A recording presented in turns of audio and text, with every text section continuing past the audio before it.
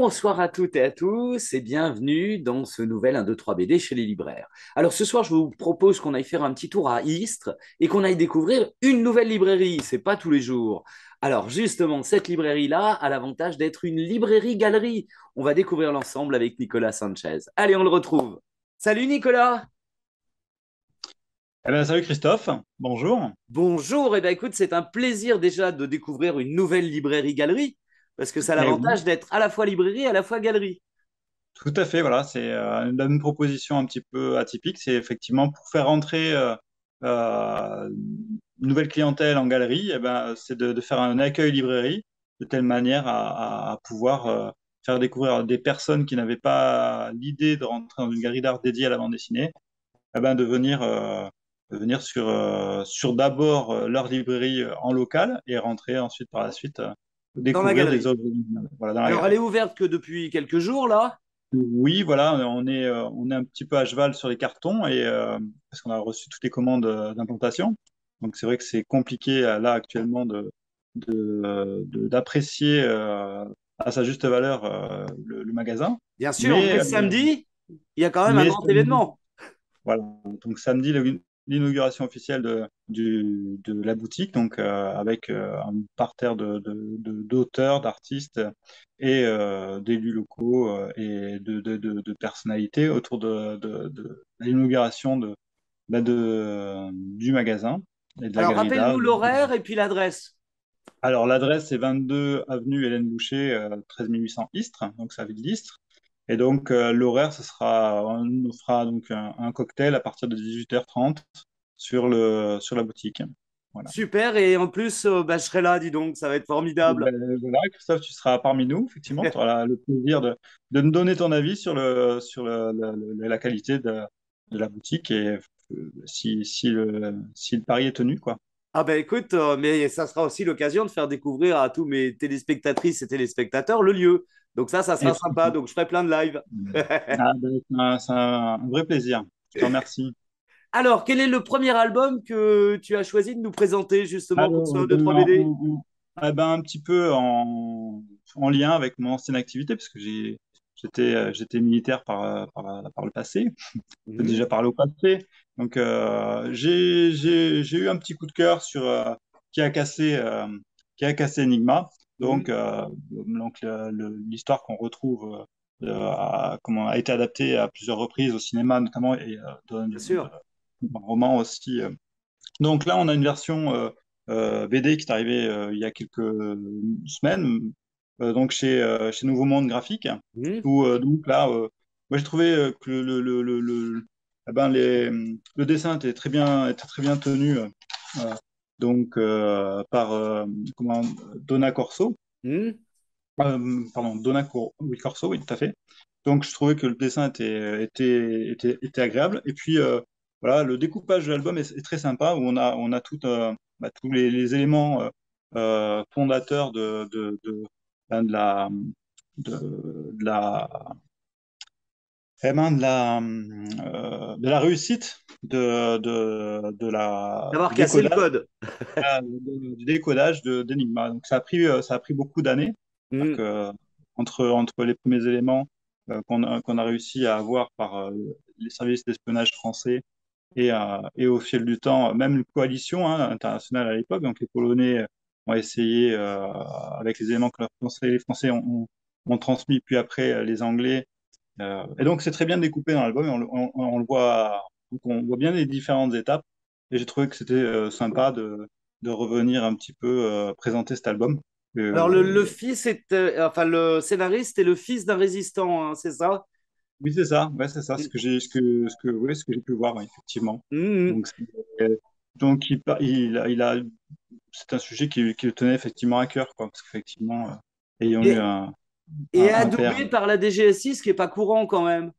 Non, mais c'est sûr, voilà, c'est vrai. C'est même pour ça que voilà, j'ai bien aimé, j'ai pensé à ce livre, quoi, pour la présentation d'aujourd'hui. Très Voilà. bien. Alors, le petit deuxième. Ah, ben, le deuxième pour moi, ça va être, parce que je suis grand fan, ça va être Le Serpent et le Coyote. Ah, donc là, Mhm. c'est pas un grand scoop, parce que aujourd'hui, c'est déjà un album qui fait figure dans le haut des meilleures ventes. Ouais, dans le haut des meilleures ventes.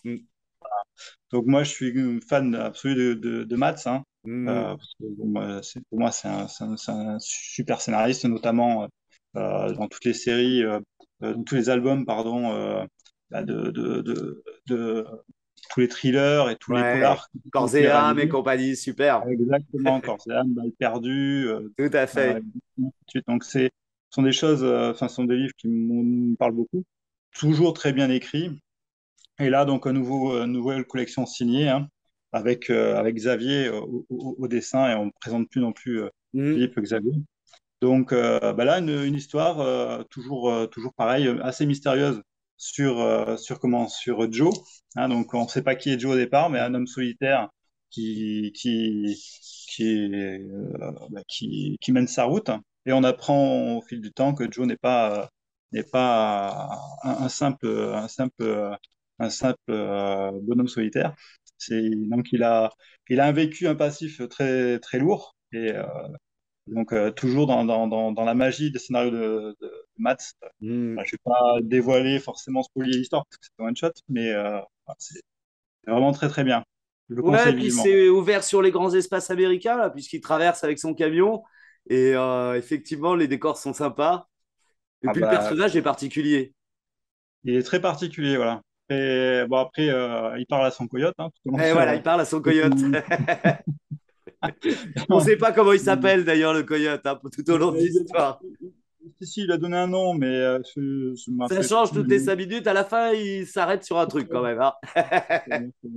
Non, mais très bon livre. Très bon Ouais, livre. excellent. Excellent choix. Et puis le dernier, alors qui est plus Alors, le ancien, dernier- alors parce que j'ouvre la librairie et parce que je pense qu'il est important aussi de défendre le fond. bien sûr.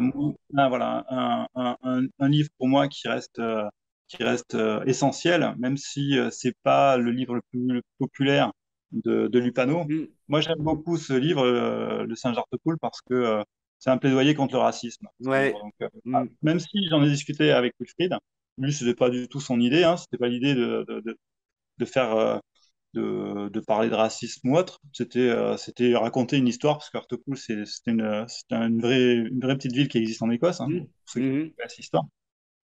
Et donc, on appelle les habitants d'Hartlepool, encore aujourd'hui, les pendeurs de singes. Et quand Wilfrid Lupano a eu vent de cette histoire, il a voulu bah, fantasmer une histoire pour savoir comment on pouvait en arriver On est arrivé à, là. en arriver là, arriver à pendre un singe. Et bon, bah, l'histoire est très bien menée. Au dessin, c'était Moreau voilà, pour moi, c'est délicieux aussi graphiquement. Et donc, je trouve que voilà, quand on a lu ce livre, on peut transposer effectivement à ce qu'est l'être humain et ce pourquoi on arrive à faire des guerres et ainsi de suite. Donc, Mm. c'est voilà, la méconnaissance de l'autre, la peur de l'autre et ainsi de suite. Et donc, tout est bien résumé d'une certaine manière dans ce livre parce que, effectivement, sans spoiler l'histoire, à la fin du livre, le singe est pendu. Mais Mm. pour quelle raison on arrive Et à oui. pendre un singe? Mm. Eh ben, c'est tout l'intérêt de ce livre, quoi. Non, Donc, non, c'est c'est pour vrai que ça que c'est bien pour rentrer aussi dans l'univers de Lupano et puis après enchaîner avec Blanc autour, avec les vieux euh, fourneaux, etc. quand on a vu les lieux fourneaux Watt, c'est sûr que voilà, bon, c'est une lecture qui est assez différente. Mais voilà, pour moi, je dirais que c'est pas mon essentiel, mais presque Mm. dans ma librairie, quoi. Parce qu'il y en a bien d'autres, mais celui-là est important. Eh bien, Voilà. écoute, très bien de le remettre au goût du jour. Effectivement, c'est important de reparler du fond de la bande dessinée. Nicolas, je te remercie beaucoup. J'invite mes téléspectatrices et téléspectateurs à se précipiter à Istres, enfin ceux qui Ah, habitent ben, à côté. Et puis, oui, moi, je suis ravi d'arriver vendredi ou samedi pour découvrir la galerie ah, ben, avec grand plaisir. et assister au J'accueille vernissage. les bras ouverts. Merci à vous. Merci à toi, À Christophe. bientôt, Nicolas. Enfin, très, très vite même. Allez, salut. Ciao. Merci.